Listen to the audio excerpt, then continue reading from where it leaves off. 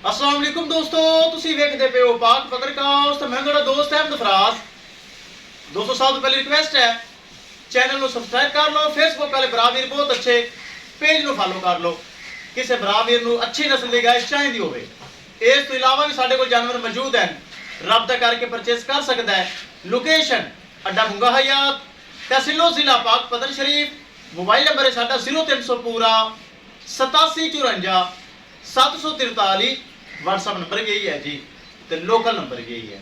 माशाल्लाह जर्सी बड़ी प्यारी, मूंछ चार दंद, पिछे बच्चा। दो दफा शॉर्ट वीडियो लगाई सी।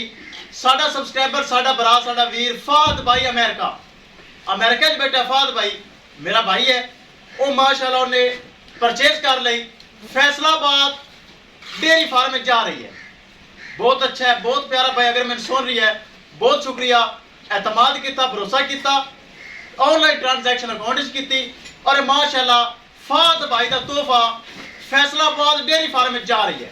किसी बराबर में मजीद जानवर चाहिए तो रब्ता करके परचेज कर सकता है। कैमरामैन साहब गड्डी नंबर एक एक चीज करो क्लियर, तो फाद भाई का करो तोहफा लोड।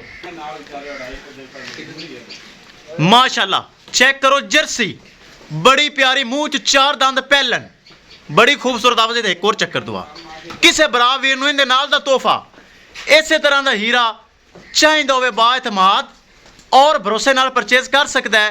ये फाद भाई अमेरिका च मेरा बॉस, मेरा भरा, उन्हें माशाल्लाह परचेज कर ली। चुआई करके लोडिंग कर लेंगे। लै चलो, चुआई करके लोडिंग हो रही है। ए जा रही माशाल्लाह फैसलाबाद। अल्लाह दे सुपुर्द। माशाल्लाह जर्सी बड़ी प्यारी, माशाल्लाह चेक करो। अल्लाह ताला फाद भाई दे नसीब करे जेड़े भरा वीर ने खरीदी है। इस अलावा किसी भरा वीर नूं अच्छी नस्ल की गाय चाहिए होवे, बाएतमाद और भरोसे नाल परचेज कर सकता है। दोस्तों पाक पतन काउस गारंटी वाला चैनल, भरोसे वाला चैनल और एतमाद वाला चैनल। माशाल्लाह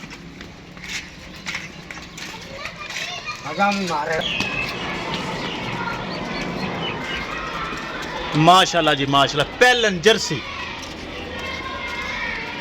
विखाइए गड्डी नंबर, तो एक एक चीज करिए क्लियर।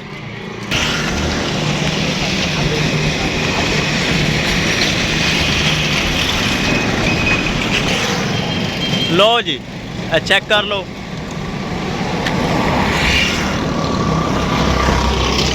किसी मेरे भरा वीर नूं मजीद जानवर चाहिए होवे, राबता करके परचेज कर सकता है। इंशाल्लाह दोस्तों मिलेंगे एक नई वीडियो के नाल। अपने फराज दोस्त भी दे इजाजत। अल्लाह निगहबान।